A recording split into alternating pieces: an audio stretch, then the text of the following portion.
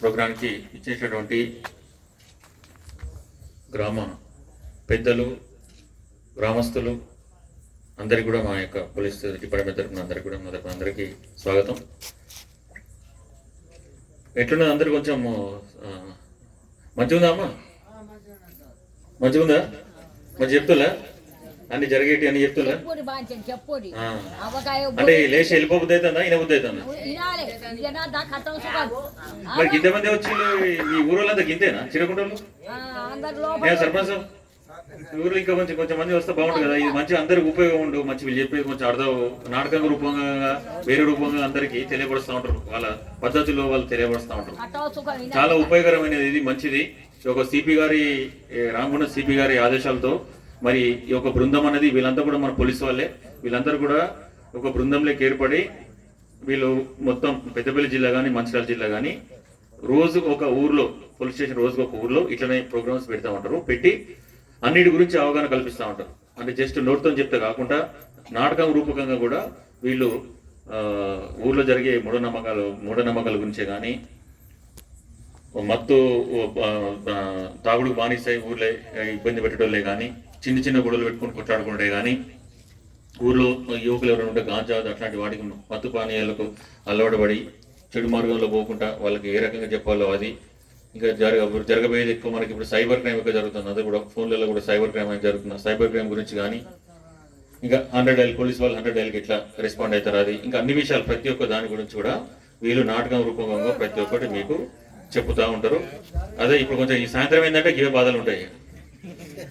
సాయంత్రం ఏంటంటే ఇదే లేట్ అవుతుందంటే ఈ బాధలు ఉన్నాయని కొంచెం అవగాహన కల్పిద్దామని అనవసరంగా మీ యొక్క జీవితాన్ని వేస్ట్ చేసుకొనివ్వకుండా మంచితనంగా మంచి మార్గంలో వెళ్ళేటట్టు సక్రమంగా ఉండేందుకు మా వంతు కృషి అంతే, ఏం లేదు. అది మా వంతు పోలీస్ తరఫున ఒక కృషి. ఏ డిపార్ట్మెంట్ వాళ్ళు ఎవరు కూడా వాళ్ళు నౌకరీ చేసుకుని వెళ్ళిపోతారు. మాకు కూడా నౌకరీ చేసుకుంటాం, పొద్దున్న సాయంత్రం జీతాలు వస్తే వెళ్ళిపోవచ్చు. కానీ మాకు అట్లా కాదు కదా. పోలీస్ వాళ్ళు ఏంటంటే నలుగురికి మంచి మార్గంలో పెట్టేందుకు ప్రయత్నం చేస్తాం నేను. అది అన్ని చెప్తూ నువ్వు తర్వాత నువ్వు అనేది అంటే మాట్లాడుతూ కూర్చో. అది మనం చూసినట్టయితే చిన్న చిన్న గొడవలోకి ఇప్పుడు ఊళ్ళో చూస్తాం. ఇప్పుడు మన దున్నుడు ఉన్నది గెట్టు పంచాయతీ, చిన్న గెట్టు కూడా వాళ్ళు సంపాదించింది లేదు, ఏం లేదు. ఆ గెట్టు నా దున్నుతుందని ఇటు దున్నుడు అటు దున్నుడు ఆ పంచాయతీ కొట్టుకుంటారు తలకాయ కలుగుతాయి. పెద్ద మనుషులు పంచాయతీ చేస్తారు, తిప్పుతూ ఉంటారు, పులిస్ స్టేషన్ తిరుగుతూ ఉంటారు రోజు అనవసరంగా. చిన్న పంచాయతీ అది ఏంది, 4 పెద్ద మనుషులు చెప్తే ఇన్ని పంచాయతీ చేసుకుంటే అయిపోతుంది. అట్లాంటి చిన్న చిన్నవి చూసినట్టయితే ఇంకా వేరే మనం చూసినట్టయితే ఇంకా కూడా ఊళ్ళో మూఢనమ్మకాలు ఉన్నాయో లేవో తెలియదు కానీ ఉండొచ్చు. ఆమె మంత్రాలు చేసినట్టు వీళ్ళు మంత్రాలు చేసిన వాళ్ళు చేయబట్టి నాకు ఇట్లా అయింది, ఇట్లా నాశనమైంది, అట్లా నాశనమైంది అవన్నీ ఇంకా అట్లా అవుతారు. చిన్నపిల్లలకు పెళ్లి చేస్తున్నా లేదు. ఇప్పుడైతే నాకు ఎక్కడ అట్లా అయితే అనిపిస్తలేదు. చేస్తున్నామా చిన్నపిల్లలకు పెళ్లిలు ఊళ్ళో నడుతున్నాయా? చిన్న పిల్లలకు పెళ్లిలు మేజర్ కాకముందు పెళ్లిలు అట్లాంటివి ఏం లేవు కదా ఇప్పుడు. అట్లాంటివి అయితే ఏం లేవు.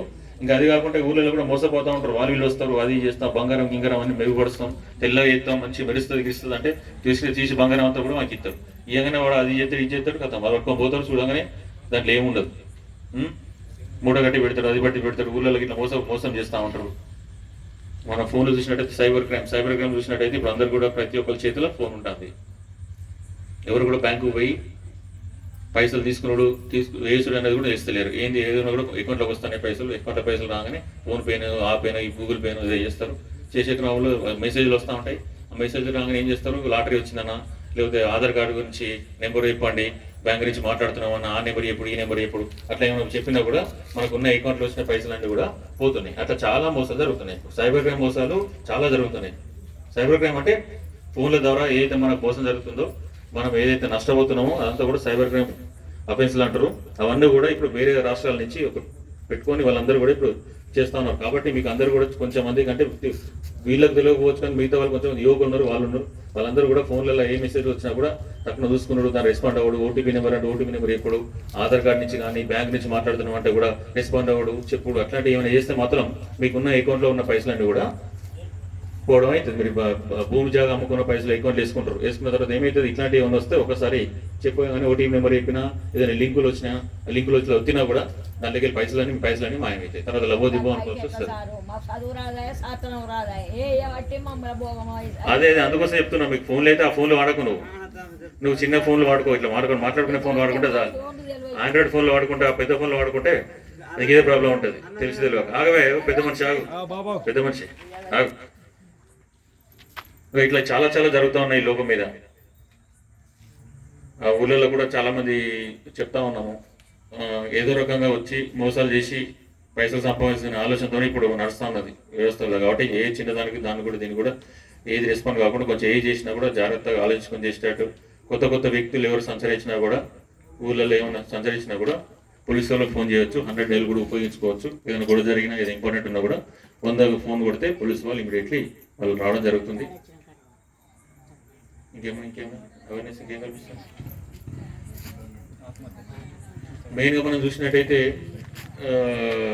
సూసైడ్ టెండెన్సీ అంటే ఆత్మహత్య చేసుకునేందుకు పుట్టినాయి చిన్న చిన్న కారణానికి చూస్తే పిల్లలగిన వాళ్ళు ఎగ్జామ్లో ఫెయిల్ అయినా, మార్క్స్ తక్కువ వచ్చినా, ఇంటికాడ మందలించినా, బాగా తాగుడు బానిసై బెదిరిస్తూ ఉంటాడు, మందాదా పుట్టినాయి బాగా తాగి.